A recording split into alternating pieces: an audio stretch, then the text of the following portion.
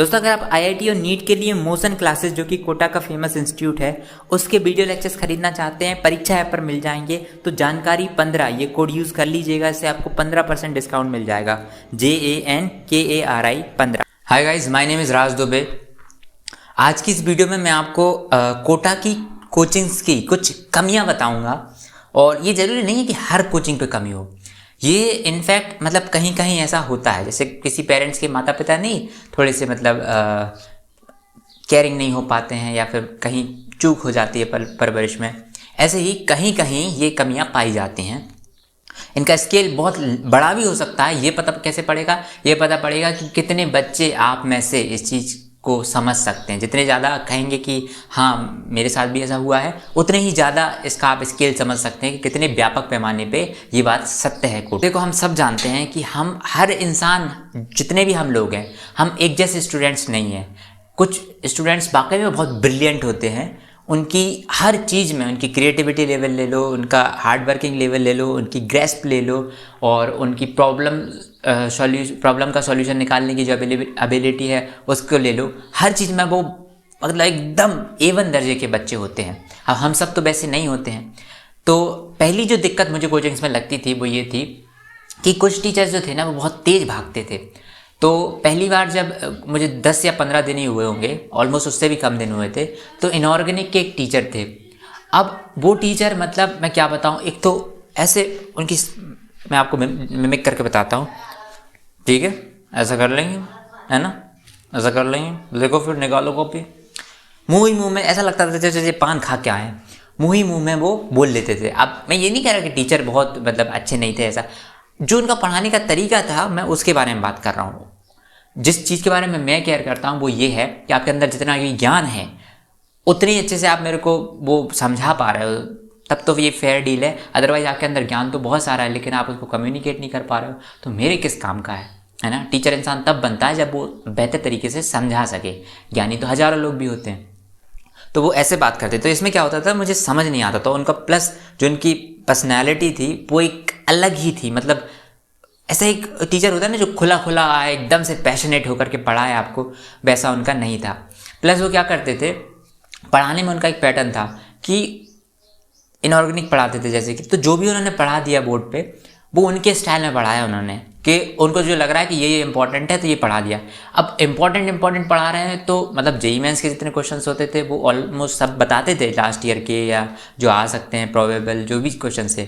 But उसमें होता क्या था कि मैं नहीं समझ पाता था। मेरा दिमाग ऐसा है कि मेरे को पूरा नॉलेज चाहिए उस सब्जेक्ट का, ताकि एक भी डाउट ना रहे, क्योंकि मेरे माइंड में ही उतने सारे डाउट आ जाते हैं। जैसे एक कोई टॉपिक किसी ने बताया मेरे को, तो मुझे चाहिए कि मुझे आप उसके सारी चीज़ें समझा दो, जल्दी समझा दो टाइम के अभाव में, बट समझा दो एटलीस्ट कि अगर ऐसा होता तो, ताकि मैं श्योर हो जाऊँ और फिर उसमें एक भी ऐसा क्वेश्चन आए तो मुझसे छूटे ना। ये मेरा टाइप है।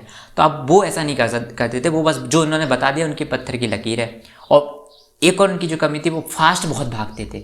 इतना फास्ट भागते थे कि 3 दिन में 2 दिन में उनका एक टॉपिक कंप्लीट हो रहा था उस टाइम तक। तो उस टाइम में मतलब शुरुआती दिन थे जब मैंने एडमिशन लिया था, तो मैं उनकी स्पीड के हिसाब से मैच भी नहीं कर पा रहा था। बहुत तेज़ी से भाग रहे थे वो। और लिखने, एक तो क्या होता है ना, आपको नोट्स भी बनाने हैं, साथ में समझना भी है। उसके बाद वो 2 सवाल दे देंगे, उन सवाल को करने के लिए 1 मिनट देंगे। अब आप बोलोगे कि 1 मिनट तो जेईई मेंस में भी मिलता है, फिर मतलब उसी हिसाब से दिया उन्होंने।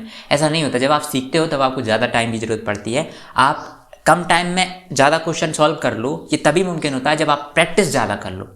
आप पहली बार कोई भी काम करोगे तो it will take hell lot of time, और उसके बाद जब आप माहिर हो जाओगे तो फिर आप वो समय सीमा जो है वो कम कर सकते हो।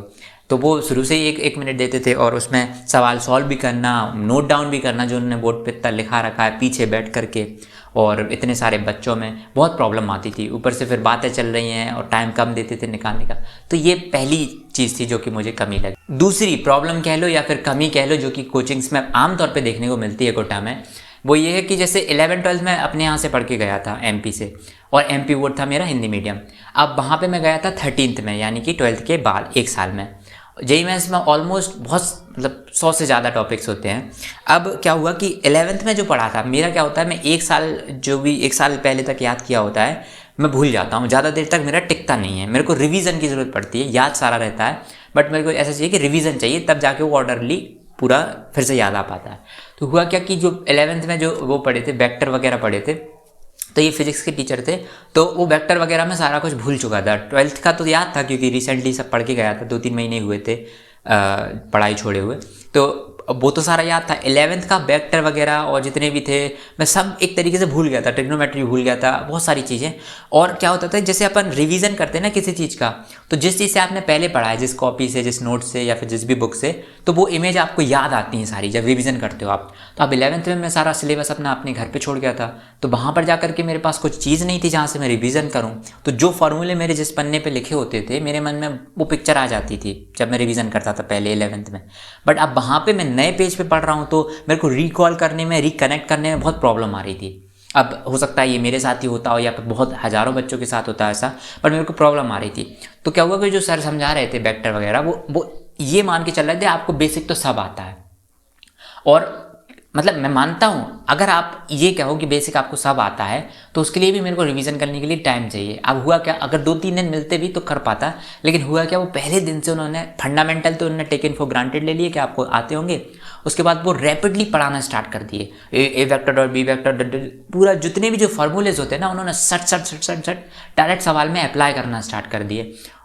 मेरे को तो रिवीजन करने थे। अब इससे हुआ क्या कि क्योंकि फॉर्मूले याद नहीं है तो वो एक गैप बन गया माइंड में। अब जितने भी क्वेश्चन करा रहे हैं वो, तो ऐसे उन्होंने क्वेश्चन उतार दिया। अब 150 बच्चे हैं क्लास में, इमेजिन करना, उन्होंने क्वेश्चन उतार दिया। अब पूछ रहे हैं वो कि आप यहाँ पे कौन सा फॉर्मूला लगेगा। अब जो जितने जो चंड बच्चे हैं जिन्होंने अपनी बचपन, जवानी, बुढ़ापा सब भाकोटा में बिताया, सालों से पढ़े हुए हैं, आगे बैठे रहते हैं, बहुत ज़्यादा पैशनेट होते हैं, तब समझ सकते हो आप, वो जाकर के पहले नंबर पे बोल देंगे कि हाँ सर इसका ये फॉर्मूला लगा, ये फॉर्मूला लगा। 10-15 हाथ खड़े हो गए, हम लोग पीछे ही रह गए यहाँ पे।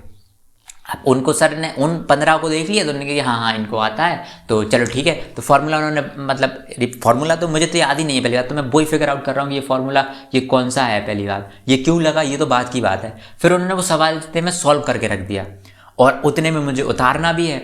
अब उतारना भी है, वो सॉल्व भी कर दिया, समझना भी है, ये चीज़ें हो नहीं पाई, आधा अधूरा उतरा पड़ा है। मैंने 4-5 लाइन छोड़ी कि अब ये बाकी उतारना है, बाकी है तो दूसरे का देख के उतारूंगा। और उन्होंने जो नेक्स्ट क्वेश्चन दिया है करने को क्लास में, मैंने वो उतार लिया। अब नेक्स्ट क्वेश्चन उन्होंने क्लास को करने को दे दिया कि ये क्वेश्चन आपको करना है सॉल्व, आपको मिले 1 मिनट। तो वो 1 मिनट में हुआ क्या कि हम सभी को करना है। अब उन सर की आदत थी कि किसी को भी ऐसे उंगली ऐसे करके हाँ तुम बताओ कैसे हुआ ये, तो अब वो भी प्रेशर है क्योंकि इतनी भरी सभा में द्रौपदी जैसी बेइज्जती हो जाएगी, तो आपको उसको भी मेंटेन करके चलना है कि यार मैं देख लूँ पहले इसके साथ कि भाई ऐसा ना मेरे से पूछ लें।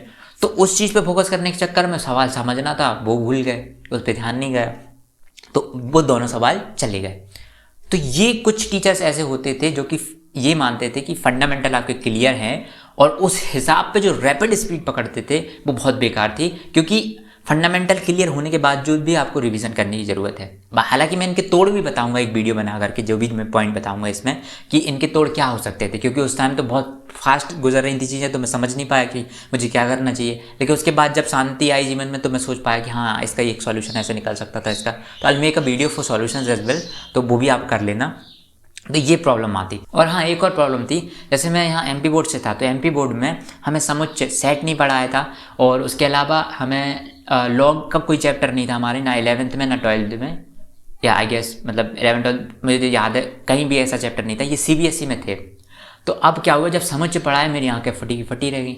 समुच्चय पढ़ाया, एक और वो था जो जिसमें वो ग्रेटर देन का साइन लगा के, मैं तो नाम भी याद नहीं, वो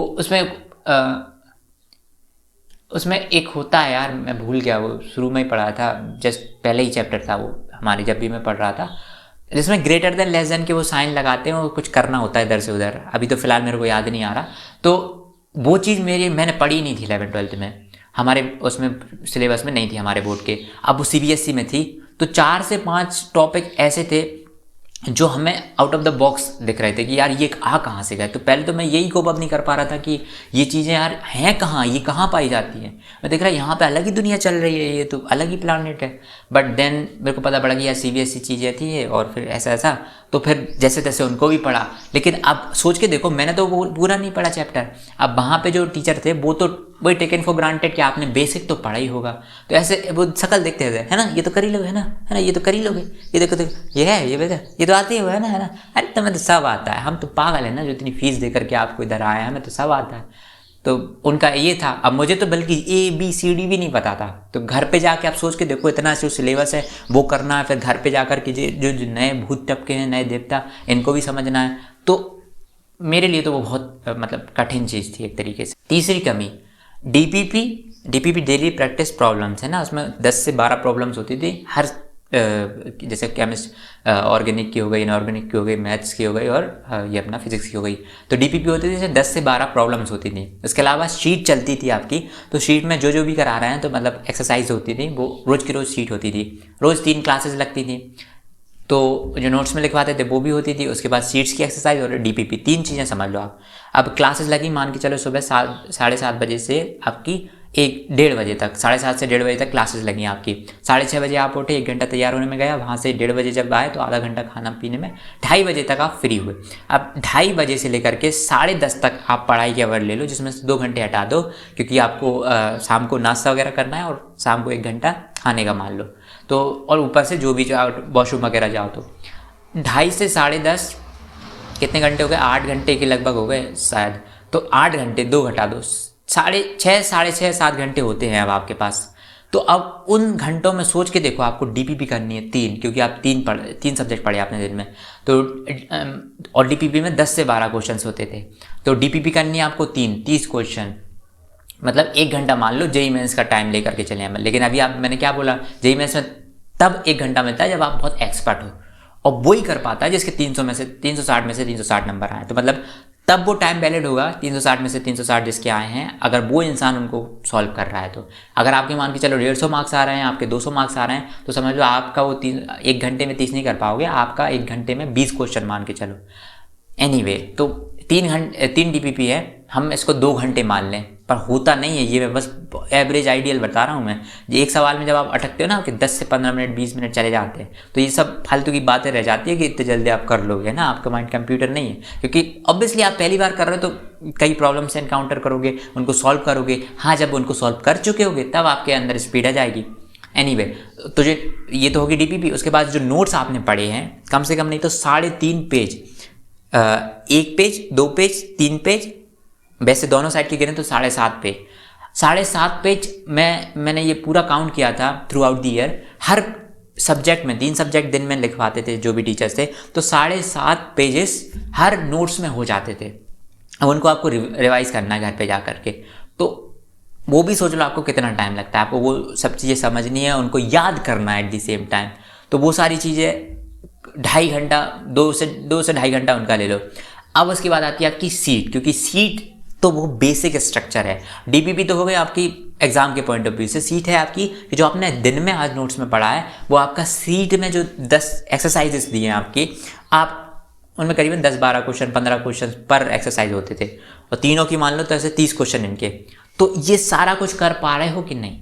और ट्रस्ट में ये सारी चीज़ें एक दिन में जो ख़त्म कर देना, ये बहुत बड़ा अचीवमेंट होता था। एक दिन में नहीं कर पाते हो आप, और ऊपर से आप सोचो आप 17 काम भी कर लो ज़िंदगी में, आप मतलब घूम भी लो, यानी कि मतलब थोड़ा सा टहल भी लो, अपने रूम में ही टहल लो, जो भी कह लो आपके एक्सरसाइज के लिए, क्योंकि दिन भर तो बेड पे बैठे नहीं रह सकते।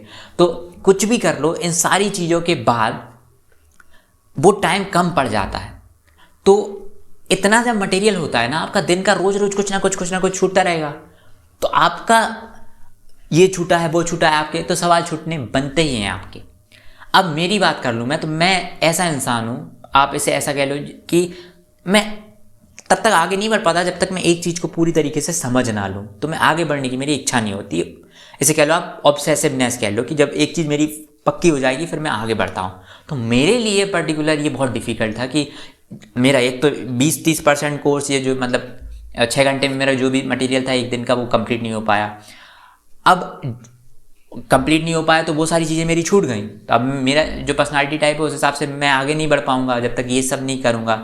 तो ये मेरा जो छूट गया, अब मान के चलो वो DPP छूटी है या एक्सरसाइज छूटी है, तो नेक्स्ट दिन जब क्लास में टीचर पढ़ाएंगे तो वो जो एक्सरसाइज छूटी थी उसके आगे के डिफ़िकल्टी लेवल के क्वेश्चन आएंगे। अब वो सर समझा रहे हैं, आपने पहले के नहीं समझे अच्छे से घर जा करके, जो भी रीज़न रहे, तो अब आप दूसरे दिन वो कैसे समझोगे। प्लस डीपीपी अगर जो डेली प्रैक्टिस प्रॉब्लम्स के कुछ सवाल छूट गए, जैसे मान लो किसी दिन आपने 6 कर पाए, 5 कर पाए, 10 5 या 6 आपके छूट गए क्वेश्चंस डीपीपी के, तो डेली प्रैक्टिस प्रॉब्लम, तो दूसरे दिन जब आप डीपीपी सर जो उसके बोलेंगे ये आया क्या, बना क्या, बोर्ड पे लिखवाते हैं, पहला किस किस से नहीं बना, 1 या 2 हाथ खड़े हुए तो समझाएंगे, और अगर किसी का हाथ खड़ा नहीं हुआ तो नहीं समझाएंगे। अब बाय चांस उसमें से आप ऐसे बच्चे हो जिसको शर्म आती है अकेला हाथ खड़ा करने में, आपकी नैया डूब गई, वो सवाल आपको कभी नहीं आएगा। प्लस कुछ टीचर्स ऐसे होते थे कि जब 10 या 5 बच्चे ही हाथ खड़ा करेंगे तभी वो सवाल समझाएंगे, अगर 2 या 3 बच्चों ने सवाल हाथ खड़े करे तो वो उनको नगण्य मान लेंगे, नेग्लिजिबल, वो होता नहीं था पहले कर देता अपन, इज लेस देन, बहुत छोटा है, बहुत छोटा। सो एनीवे, मतलब 2-3 बच्चों ने हाथ खड़े करे तो उनको वो बताएंगे नहीं, बोलेंगे आस पास पूछे ना, ऐसा धाकड़पना दिखा करके वो अपनी क्लास चलाते थे। अब सोच के देखो, आपको कोई बोले कि अरे आपका अधिकार तो है, आपको मुझसे सवाल पूछना चाहिए, लेकिन मैं नहीं बताऊंगा, आप तो अपना निपटा लो यार, आसपास कहीं देख लो, तो कितना बुरा लगता है। तो जो डीपीपी आप नहीं पढ़े एक दिन पहले, अब वो दूसरे दिन जाकर के आपको प्रॉब्लम देगी, आपको समझ नहीं आएगा, और इसकी ग्रेजुअली ये इंटीग्रेट होता चला जाएगा, एक्सपोनेंशियली बाद में ग्रो करेगा, क्योंकि आपका इतना कुछ छूट चुका होगा उस टाइम तक कि आप फिर आगे बढ़ ही नहीं पाओगे। आप बोलोगे मैं शुरुआत कहाँ से करूँ। तो ये कंडीशन बच्चों के साथ आती है। 2 दिन मैंने एक जो पहले वीडियो बनाई थी ना अपनी कि 10 चीज़ें भूल कर भी मत करना कोटा में, उसमें मैंने बताई थी कि होमवर्क कभी मिस मत करना। मैंने बोल तो दिया कि होमवर्क मिस मत करना, लेकिन भाई तुम्हारे हाथ में होता तो तुम मिस करते भी क्यों ना, वो हाथ में ही नहीं होता, इतना टाइम ज़्यादा टेकिंग होता है कि समझ लो फिर नहीं हो पाता कुछ। तो ये प्रॉब्लम आ जाती है कि इससे बाद आपका थोड़ा थोड़ा करके छूटता जाता है, डेली कर करके, और साल के एंड में इतना छूटता है ना कि बता नहीं सकता मैं कितना ज़्यादा छूट जाता है। एक और कमी, जैसे कभी कभी क्या होता था, खाना अच्छा नहीं लगता था मुझे, मतलब जो आफ्टर 3 और 4 मंथ्स जो मेस में जो खाना होता है वो अच्छा नहीं लगता था। हो सकता है पर्सनल सब्जेक्टिव मामला हो मेरा, मुझे खाना अच्छा नहीं लगता हो, या फिर वाकई में वो थोड़े से बेमन से बनाते हैं, क्योंकि वर्कर्स भी चेंज होते रहते हैं, तो कभी कभी खाना अच्छा नहीं लगता था। अब खाना ढूंढने के लिए मेरी लोकेलिटी में उतने ज़्यादा वो पास नहीं थे फूड स्टोर जो भी है कह लो, अब बता थोड़े से दूर थे जहाँ पे मेरे टाइप का खाना मिल सके। अब कुछ मतलब कुछ मैसेज वगैरह थी तो मैस में नहीं खाता था मैं, क्योंकि मैस को छोड़ के मैस में ही खाऊंगा तो मतलब क्या है। तो जैसे जाना है बाहर, खाना जिस दिन अच्छा नहीं लगा तो आधे से 1 घंटा मतलब बर्बाद जाता था, जाने आने का ही आधा घंटा ले लो, फिर जहाँ पे आप बोलोगे ये बना दो भैया मेरे को, तो वो भी 15-20 मिनट ले लेगा, खाओगे तो 1 घंटा समझ लो आपका चला गया। तो उस दिन आपकी पढ़ाई में और लॉस होता था। जिस दिन आपको खाना अच्छा ना लगे घर पे या सॉरी मैस में, तो उस दिन जाते थे बाहर आप हॉस्टल से बाहर। तो ये भी एक बहुत बड़ा कमी थी जो कि मतलब अब ये बच्चे, मुझे तो ऐसा दया आती है कि यार ये कोई सोचने वाला नहीं है। ये बच्चे इतनी सी बात है माता पिता को तो बताएंगे नहीं, ये माइक्रो रूटीन कोई डिस्कस तक नहीं करता, और ये टीचर्स को भी नहीं बता सकते ना, टीचर्स परवाह करते हैं आपकी, उनके लिए तो इतने सारे बच्चे हैं। ये छोटी छोटी सी बातें हैं, बच्चे इसमें खुद पिसते जाते हैं और उनका मतलब मन ही मन उदास रहते हैं। फिर माता पिता को समझाने की इतनी वो नहीं होती कैलिवर के उनको इतनी चीज़ें समझा दो, तो खुद ही डील करते हैं बच्चे, और डील नहीं कर पाते, बहुत बुरा हाल होता है। 5वीं कमी, देखो जेईई मेंस कह लो या नीट कह लो, अगर जैसे मैं 13 में गया था तो मेरे लिए 11-12 से जाने वालों के लिए बहुत आसान होता है, क्योंकि आपको 2 साल मिल जाते हैं ना। 108-110 के समथिंग टॉपिक थे, आप पता नहीं ऊपर नीचे हो गए हो, तो मतलब इतना ही अंदाजा होता है 110-108। तो इतने सारे टॉपिक हैं आपको 1 साल में कवर करने, इनकेस आप 13th में जाते हो। भाई ये अपने आप में बहुत बड़ा सिलेबस होता है। इतना सारा सिलेबस आप कवर कर लो, मतलब ये स्टोरेज के अलावा है ना, एक एक करके मूवी डाउनलोड कर लो, आप देख लो, डिलीट करते जाओ, देख लो। मैं आपसे बोलूँ कि आपका मान के चलो स्टोरेज है 56 GB, तो पूरी की पूरी भर डालो, इससे 64 GB स्टोरेज है आपकी, पूरी भर डालो, एक साथ मूवी डाउनलोड कर लो आप, तो आप खुद जानते हो आपके फ़ोन की कैसी वाट लगेगी, और इतना सारा मटेरियल आप कैसे लोड करोगे। I was trying to give an example, but मैं आपको सिंपल भाषा में समझाता हूँ कि इतने सारे टॉपिक हैं, तो जब आपका एग्ज़ाम आता है या टेस्ट आते हैं उस टाइम पे आपको सब कुछ रिवीजन करना पड़ता है सब चीज़ों का। मतलब वो मोमेंट ऐसा होता है जब आपको, देखो रोज़ जो पढ़ रहा है वो तो आपका थोड़ा थोड़ा पोर्शन करके आप पढ़ते जा रहे हो ना, 2-3 चीज़ें समझनी है आपको, 4-5 पन्ने समझ लोगे, 5 पन्ने समझ लोगे, but when it comes to test में आपको सारा समेट करके लाना है, 1 दिन में आपको अपने माइंड की स्टोरेज में भरना है, ये समझ लो आपको। तो दैट बिकम्स वेरी डिफ़िकल्ट, क्योंकि आप इतना सारा कुछ एक समय में मतलब पूरा रिवीजन कर लो, भर के रख लो, कन्फ्यूजन होती है, फॉर्मूले भूलते हैं, तरह तरह की दिक्कत आने लगती हैं। तो ये भी एक बहुत बड़ी प्रॉब्लम होती थी कि टेस्ट अच्छे नहीं जाते थे, फिर मतलब इतना सारा चीज़ें आप याद भी नहीं कर सकते हो। 6वीं कमी, देखो ये कमी मतलब मैं बता देता हूँ आपको, बहुत आप में से भी ऐसे टीचर आपको मिले होंगे, और इंटरेस्टिंग सी कमी है। एक स्टोरी है, मैं पूरी आपको स्टोरी सुनाता हूँ कि कुछ टीचर्स ऐसे होते हैं ना जो अपने आप को दाऊ दादा समझते हैं।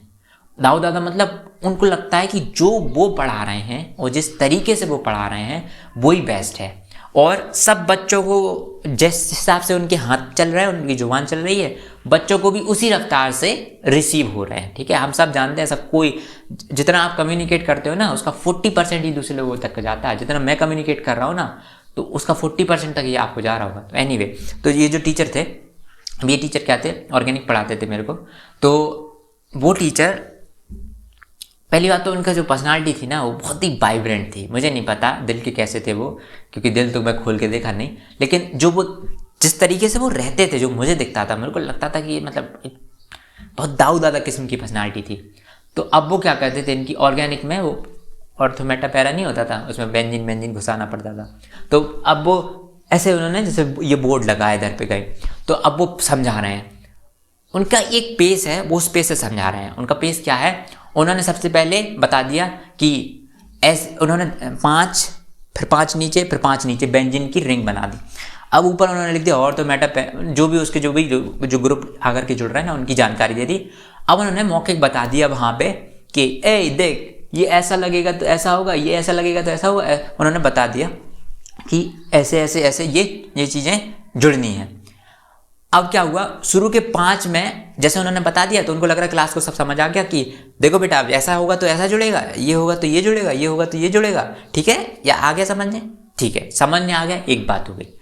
अब पहली 5 बेंजीन की रो पे आए वो, तो उस पे जो उन्होंने देखा, हाँ ये यहाँ पे कितने इलेक्ट्रॉन है, ये तो इसमें कौन सा वाला लगेगा, ये जुड़ेगा कि नहीं जुड़ेगा। यहाँ पे बच्चों से पूछा है वो, बच्चे ने किसी ने बोला ये जुड़ेगा, उन्होंने 5, फिर दूसरे पे गए, दूसरे बोला उन्होंने ये जुड़ेगा कि नहीं जुड़ेगा, वो बच्चों ने कुछ नहीं बोला, बोले हाँ ये नहीं जुड़ेगा। उन्होंने ऐसे करके मतलब 5 एग्जाम्पल समझा दिए। अब जो नीचे वाले 5 व्यंजन थे उस पे आए ना, तो उस पे वो बच्चों को उठा करके खड़ा करने लगे। अब समझना, 5 जो शुरू में समझाए वहाँ पे मुझे कितना समझ आया। पहली बात, जैसे मैं आपको 5 रीज़न समझा दूँ, रीजनिंग दे दूँ 5 चीज़ें, तो आपको समझ आ जाए एक बात है, ठीक है, लेकिन वो चीज़ें आपको स्टोर हो जाए मन में, ये अलग बात है। ठीक है, जैसे फॉर एग्जांपल मैं आपको बता दूं, मैंने 5 वस्तुओं के नाम बता दिए कि फॉर एग्जांपल 5 हिंदी वर्ड्स है, मैंने उनके आपको इंग्लिश बता दिए, और मैंने आपको थोड़ा बहुत लॉजिक दे दिया कि इससे ये होता है, इससे ये होता है, इससे ये होता है। तो आपको उस समय समझ आ गया, ये बात अलग है। लेकिन मैं आपसे बोलूँ कि चलो कॉपी बंद कर दो, 5 के नाम रिपीट करके बताओ जो मैंने तुम्हें अभी बताया, तो हो सकता है उनमें से आप 3 ही रिकॉल कर पाओ, 4 कर पाओ, 2 कर पाओ, 5 के 5 नहीं कर पाओगे आप। तो ये इनके साथ होता था। इन्होंने लॉजिक तो दे दिया कि ये ऐसे ऐसे लगना है, इन्होंने कॉन्सेप्ट तो बता दिया, बट अब ये अपेक्षा कर रहे हैं कि मेरे एक बार में ही बताया में सारे बच्चों को याद हो गया। और उन्होंने जो 5 समझाए, इन 5 से प्रैक्टिस भी हो गई। बट रियलिटी ऐसी नहीं होती। 5 की प्रैक्टिस में नहीं, आपको करीबन 10, 20 से 25 प्रैक्टिस करने पड़ेंगे, तब आपको फ्लो में आता है कि हाँ ये जुड़ेगा, ये जुड़ेगा, ये जुड़ेगा, क्योंकि धीरे धीरे कॉन्सेप्ट क्लियर होते जाते हैं प्रैक्टिस करने के साथ। अब इन्होंने 5 समझाया, 5 नीचे के पे आए, तो बच्चों को उठा करके पूछने लगे, ए बेटा तुम उठो, बताओ ये इसमें क्या लगेगा। अब मेरे तो 5 मेरे को वही समझने नहीं आए। अब ये भाई साहब टीचर उठा के सबको पूछ रहे हैं। अब मैं तारे ज़मीन का ईशान बन गया। मैं कहा यार इज्जत बचाने की बात आ गई, अब ये तो मेरी धो देंगे यार। क्योंकि एक वो भी चीज़ होती है ना, आप क्लास में हंसी का पात्र नहीं बनना चाहते हो। हर इंसान में इतनी कैलिबर नहीं होता कि वो ऐसे ना खड़ा होकर हंसी का पात्र बन जाए, रेंचो समझ के अपने आप को। तो मेरे को अब वो भी टेंशन, यार मेरे से ना पूछ रहे, तो मैं छुप के अपना बैठा हूँ कि यार मेरे से ना पूछ लें। कि आगे जो लड़का लंबा बैठा था उसके पास छुप गया। तो अब ये टीचर सबसे पूछते जा रहे हैं, मेरा वो क्लियर नहीं हुआ। अब ये जो 5 में मैं समझने की थोड़ी बहुत गुंजाइश रख रहा था, अब वो चूंकि इस पीयर प्रेशर में कि मेरे से ना पूछ लें, या फिर मेरे को थोड़ा सा डर लग रहा था, तो फोकस उस बात पे चला गया। तो ये 5 भी नहीं समझ पाया जो बेंजीन की रिंग बनी थी। अगली जो 5 आई वो उन्होंने बच्चों से पूछी थी कि चलो हाँ तुम बताओ, तो वो बच्चों ने बता दी। तो बच्चे जिस हिसाब से बताए थे वो भी समझ गए। तो ये एक कॉन्सेप्ट मेरा ऐसा पूरा का पूरा चला गया था। ऊपर से ये टीचर कैसे थे कि इन्होंने जो बता दिया, जब तक नहीं बताया कोई दिक्कत नहीं है, इनकी अपनी वो थोड़ी सी, जब तक नहीं बताया इन्होंने कोई दिक्कत नहीं थी। जब इन्होंने बता दिया एक बार कि ये ऐसा होता है, तो इनको चाहिए कि आपको ज़िंदगी भर याद रहे और रोज़ आप याद करके आओ। अच्छी बात है, मैं डेडिकेशन के साथ उसको याद करने के लिए तैयार हूँ। बट होता क्या है कि 8 जो घंटे हमारे बचते हैं ना कोचिंग के बाद, उनमें इतना पर्याप्त हम पढ़ नहीं पाते, तो कुछ चीज़ें छूट जाती हैं, और ये आपको थोड़ा सा लिवरेज हमें देना चाहिए। अब वो टीचर नहीं समझते थे, तो ये इनका था कि अगर कोई बच्चे को याद नहीं है ना पिछला पढ़ाया हुआ, उसको बुला करके उधर स्टेज पे बुलाते थे, उसकी खिल्ली उड़वाते थे। मतलब खिल्ली मतलब वो हंसी का पात्र बन जाएगा वहाँ पर के आकर के मेन स्टेज पे, ऐसे टीचर थे। तो उस प्रेशर में क्या होता था कि उनकी नज़रों में ना आने की कोशिश करता था मैं तो, कि भाई मैं तो समझ लूँ वही काफ़ी है, नहीं समझ आया तो मैं तो दोस्तों से कल्टी करके पूछ लूँगा, डाउट काउंटर पे जाना पड़ेगा। पर मैं इनसे नहीं पूछना चाहता, क्योंकि ये बंदा ना मेरी पूरी बुद्धि का जो इक्विलिब्रियम है ना, केमिकल वो हिला देगा, और फिर उसके 15 मिनट तक मैं अपनी बारे में कॉन्शियस होकर सोचता रहूँगा कि यार ज़्यादा बेइज्जती तो नहीं हुई, ये तो नहीं हुआ, वो तो नहीं हुआ, और जो आगे पढ़ाएंगे वो भूल जाऊँ। इसलिए मैं कोशिश करता था कि भाई साइलेंट रह करके जितना ज़्यादा हो सके कॉन्सेंट्रेशन से देख पाऊँ। तो ये टीचर की ये सबसे बड़ी दिक्कत थी।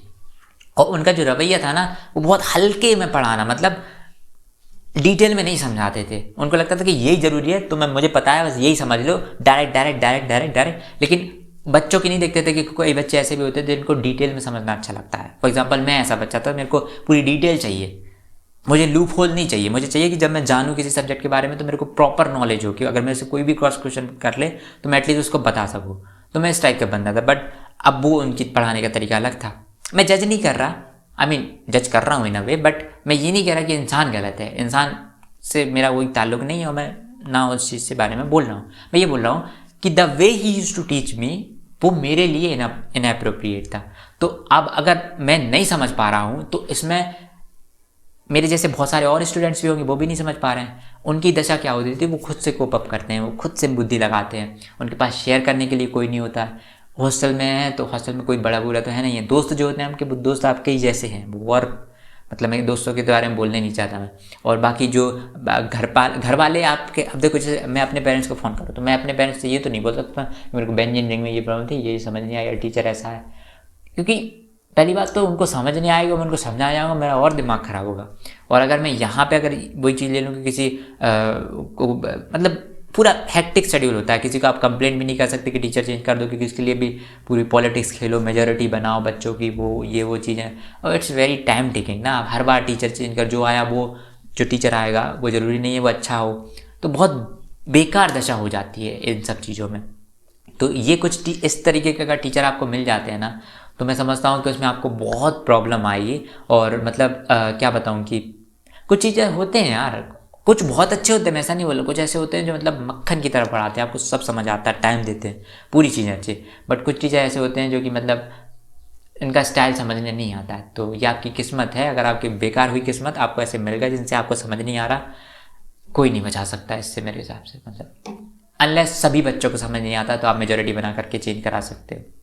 सातवीं कमी, देखो सातवीं कमी जो है वो हिंदी मीडियम के बच्चों के लिए लागू होती है, और मैं भी हिंदी मीडियम से था तो मुझे भी ये प्रॉब्लम हुई थी थोड़ी थोड़ी।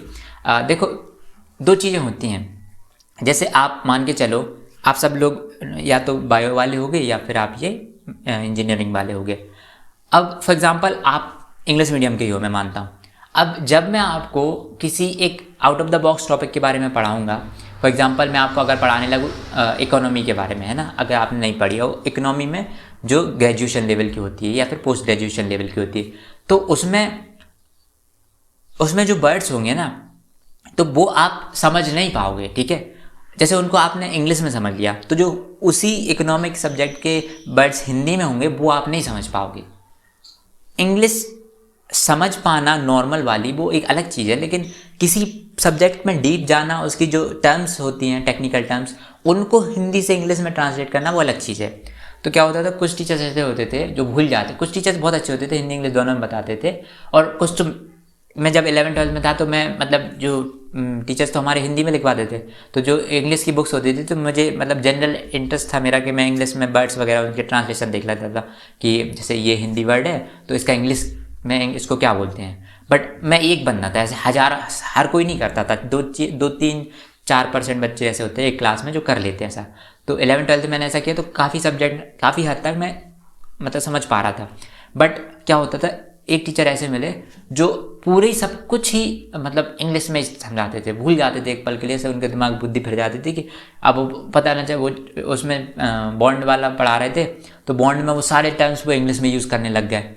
अब होता क्या है, जैसे मैं हिंदी मीडियम में हूँ तो भले मेरे को इंग्लिश में कोई किसी वर्ड का मतलब पता है, बट जब दिमाग में प्रोसेस करता है ना तो वो टाइम ज़्यादा लेता है। फॉर एग्जांपल अगर मैं बोलूँ आपसे कुछ भी, मतलब जैसे अभी जैसे मैं मेरे घर में रहता हूँ तो केला, संतरा, अंगूर, मैं इनको जल्दी बोलता, अब मैं उसको अपने घर वालों से बोलूँ ग्रेप्स और बनाना ऐसे, तो इट टेक्स टाइम है ना, उसमें एक थोड़ा सा डिले आता है समझने में। तो वो जो समझाते थे तो वो पहले मैं ऐसे इधर से जा कर के ट्रांसलेट होता था मेरे माइंड में, फिर जा कर के मैं उसको ऐसे समझता था। पर वही चीज़ चूँकि 11वीं 12वीं में तो मैंने हिंदी में पढ़ी थी तो हिंदी में मेरे को तुरंत घुस जाती थी, तुरंत समझ आ जाते थे कॉन्सेप्ट। बट वो सर क्या करते थे, वो प्योर कभी कभी मूड में आ जाते थे तो English English English English English पूरा समझाने लगते थे। फिर बाद में कोई एक बच्चा जब अति हो जाती थी तो टोकता था तो वो वापस से अपनी लाइन बदलते थे, लेकिन लाइन बदलने के बाद वो 2-3 बार फिर उनकी बुद्धि घूम जाती थी तो वही वहीं पढ़ाने लगते थे। अब एक समय के बाद बच्चे भी कहते हैं यार कौन टोके बार बार, क्योंकि फिर अच्छा नहीं लगता ना। तो ये प्रॉब्लम वहाँ आती थी, तो वो कॉन्सेप्ट ही समझने नहीं आते थे। वो बच्चे तो कुछ बच्चे जो हमेशा से पढ़ रहे हैं उनको समझ आ जाते थे, लेकिन मुझे नहीं आते थे। मुझे मतलब कुछ चीज़ें ऊपर से चली जाती थी just because of the technical terms जो वो यूज़ करते थे।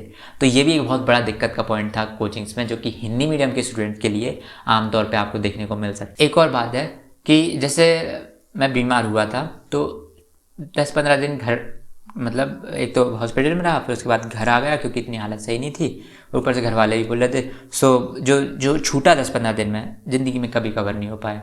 तो अगर बंक मारते हो कैसे भी, या फिर बुखार चढ़ जाता है या हालत नहीं है आपकी, और अगर आपने क्लास के बंक मार लिए तो जो वो छूटेगा उसको कवर करते करते आप देख ही रहे हो, मैंने बताया आपका बिजी शेड्यूल कितना होता है, एक दिन आपका कैसा जाता है। मैं इस पर भी एक वीडियो बनाऊंगा कि कोटा में एक दिन कैसा जाता है किसी भी एवरेज स्टूडेंट का, तो वो वीडियो आप ज़रूर देखना। तो मैं कहने का मतलब ये है कि अगर मान के चलो आपका 2 या 3 दिन का भी गैप हो गया ना, वो कवर करना, एक तो कोई नोट्स नहीं देता, बहुत फोटो वोटो खींच लो आजकल बहुत उपाय है, तो कोई नोट्स नहीं देता, वो कवर करना जो अगर आपका छूट गया, वो कवर करना इतना मुश्किल होता है ना कि आप अपनी खुद की, आप बोलोगे कि मतलब जैसे कि कुछ लोग नहीं होते कहते हमारी खुद की रोजी रोटी नहीं चल रही, हम आपकी सहायता क्या करें, वही वाली बात है। आपका डेली का खुद नहीं सही से चल रहा है, वही उसी के लिए टाइम कम पड़ रहा है, तो जो छूट गया वो तो आपका छूट गया, उसका कोई वो आप मतलब मुश्किल है, बहुत मुश्किल है आप वापस से पा पाओ उस चीज़ को। दिन रात मेहनत करनी पड़ेगी आपको, तब जा कर के आप वो चीज़ वापस से पा पाओगे।